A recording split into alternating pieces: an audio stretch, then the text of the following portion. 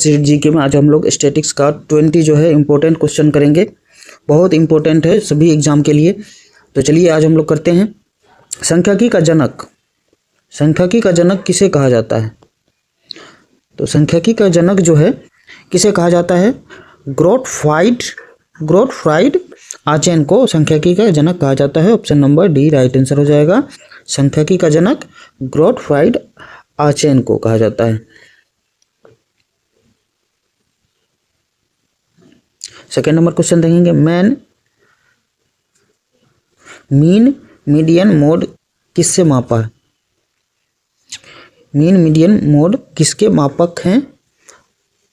तो का right answer हो जाएगा केंद्रीय प्रवृत्ति का, central tendency. Option number B right answer है। सेंट्रल टेंडेंसी मोड मापक। अगला क्वेश्चन देखेंगे। किसी डाटा सेट का मीन किसे कहा जाता है? किसी डाटा सेट का मीन किसे कहा जाता है?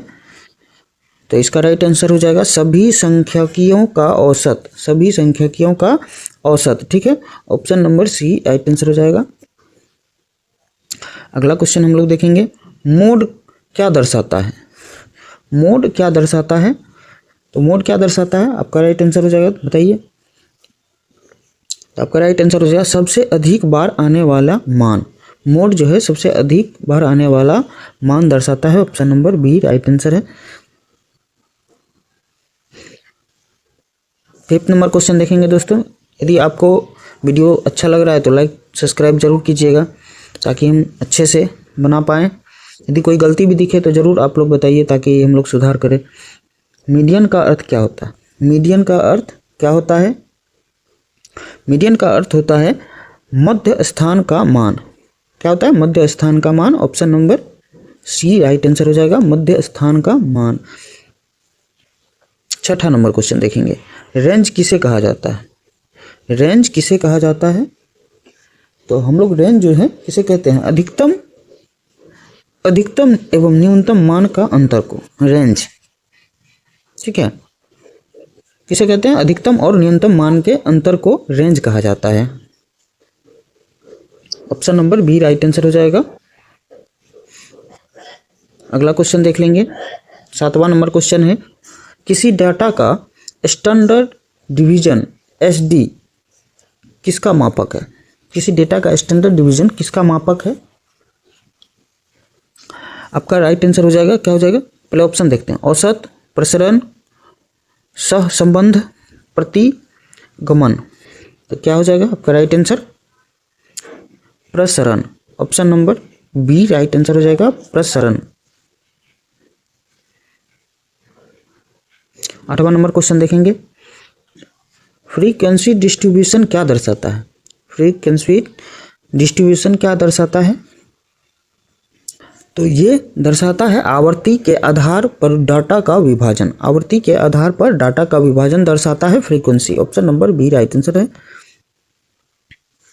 नाइन्थ नंबर क्वेश्चन देखेंगे। कर्ल पर्सन्स कोफिशिएंट किसके मापक के लिए उपयुक्त है? तो आपको हम पहले बता दें कि कर्ल पर्सन ऑफ कोफिशिएंट किसे कहा जाता है। तो ये एक सांख्यिकी मापक है जो दो चरों के बीच जो रेखीय संबंध है उसकी शक्ति दिशा को मापता है। ठीक है, इसका राइट आंसर क्या हो जाएगा? इसका राइट आंसर देख लेंगे हम लोग। तो इसका राइट आंसर है option number C, option number B correlation को दर्शाता है। Option number B right answer हो जाएगा। कोरिलेशन जो है Karl Pearson of different Pearson of coefficient किसके मापक के लिए उपयुक्त है।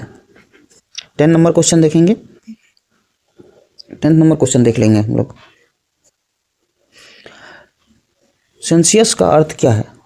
सेंसियस का अर्थ क्या है? तो सेंसियस का अर्थ क्या हो जाएगा? आपका राइट आंसर हो जाएगा, देख लीजिए, संपूर्ण जनगणना, कंसियस।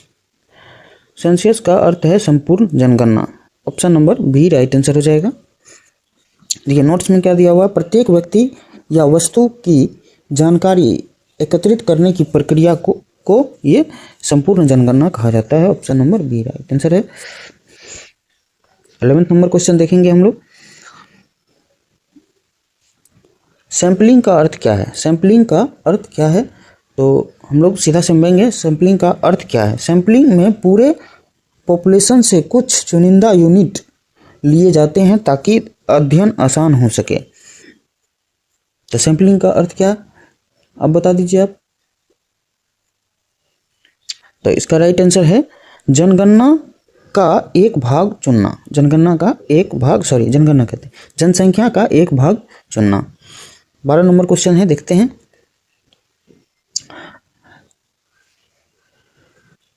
सेंसस और सैंपलिंग में मुख्य अंतर क्या है? सेंसस और सैंपलिंग में मुख्य अंतर क्या है? तो हम लोग देखते हैं नोट्स में। सेंसस में हर व्यक्ति या वस्तु से डाटा लिया जाता है, जबकि सैंपलिंग में केवल चुनिंदा लोगों की डाटा ही लिया जाता है। तो सेंसस और सैंपलिंग का अंतर समझ गए। सेंसस में हर व्यक्ति का डाटा लिया जाता है, जबकि सैंपलिंग में केवल कुछ ही चयन किया जाता है। तो इसका आंसर क्या हो जाएगा? इसका आंसर क्या हो जाएगा?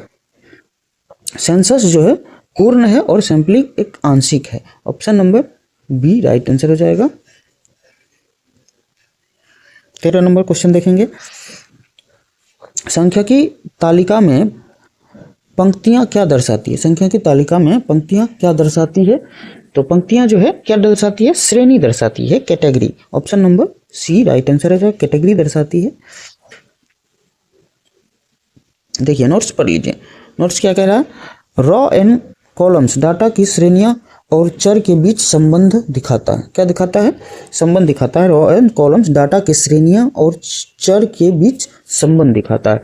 अगला क्वेश्चन की तरफ चलेंगे। बार ग्राफ का उपयोग किसके लिए किया जाता है? बार ग्राफ का उपयोग किसके लिए किया जाता है? तो नोट्स में देखेंगे बार ग्राफ का औसत डाटा दिखाने के लिए सबसे सरल तरीका है। तो इसका राइट आंसर क्या हो जाएगा? सतत डाटा। क्या हो जाएगा? सतत डाटा, डिस्क्रीट डाटा। सतत data, discrete data. Option number B right answer हो जाएगा आपका। 15 नंबर क्वेश्चन देखेंगे। हिस्टोग्राम का प्रयोग कब किया जाता है? हिस्टोग्राम का प्रयोग कब किया जाता है? तो आपका नियंत्रण डाटा के लिए जो है हिस्टोग्राम का प्रयोग किया जाता है। नोट्स में देखेंगे हिस्टोग्राम का प्रयोग कॉन्शियस नियंत्रण डाटा की फ्रीक्वेंसी डिस्ट्रीब्यूशन दिखाने के लिए होता है। Option number B right answer है। 16 नंबर क्वेश्चन देखेंगे। पाई चार्ट क्या किसे दर्शाता है? पाई चार्ट किसे दर्शाता है? तो पाई चार्ट जो है वितरण का प्रतिशत रूप दिखाता है। क्या दिखाता है? वितरण का प्रतिशत रूप दिखाता है। Option number A right answer हो जाएगा। नोट देखेंगे पाई चार्ट एक वित्तीय ग्राफ है जो विभिन्न वर्गों का प्रतिशत रूप में प्रदर्शन करता है। ठीक है। 17 नंबर क्वेश्चन देखेंगे।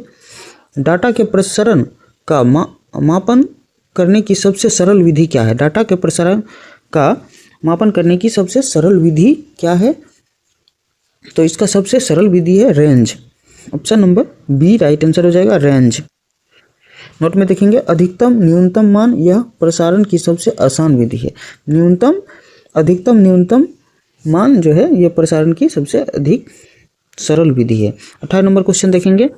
सांख्यिकी का उपयोग मुख्यतः कहाँ किया जाता है? सांख्यिकी का उपयोग मुख्यतः कहाँ किया जाता है? ये जो है अनुसंधान एवं नीति निर्माण में किया जाता है। Option number B right answer, अनुसंधान और नीति निर्माण में। Option number B right answer हो जाएगा आपका। देखेंगे नोट्स पढ़ लेंगे इसका। स्टैटिस्टिक्स का उपयोग जो है डिसीजन मेकिंग, पॉलिसी मेकिंग और रिसर्च में होता है। क्या? स्टैटिस्टिक्स का उपयोग डिसीजन मेकिंग, पॉलिसी मेकिंग एवं रिसर्च में किया जाता है। 19 नंबर क्वेश्चन देखेंगे। कोरिलेशन का अर्थ क्या है? कोरिलेशन का अर्थ क्या है? तो कोरिलेशन का अर्थ है दो से अधिक चर के बीच संबंध ज्ञात करना। Option number A right answer हो जाएगा। नोट में देखेंगे कोरिलेशन बताता है कि दो वेरिएबल्स कैसे और कितने मात्रा में एक दूरी से संबंधित है। 20 नंबर और लास्ट क्वेश्चन देखेंगे। आप लोग लाइक सब्सक्राइब नहीं किए तो जरूर कर दीजिएगा। रेग्रेशन एनालिसिस के मुख्य उद्देश्य क्या है? तो इसका मुख्य उद्देश्य है दो चरों के बीच संबंध का अनुपात लगाना। ठीक है, नोट्स में लिखेंगे। रिग्रेंस एनालिसिस का उपयोग भविष्यवाणी के लिए किया जाता है। Option number B right answer हो जाएगा। मिलते हैं अगले वीडियो में। जय हिंद।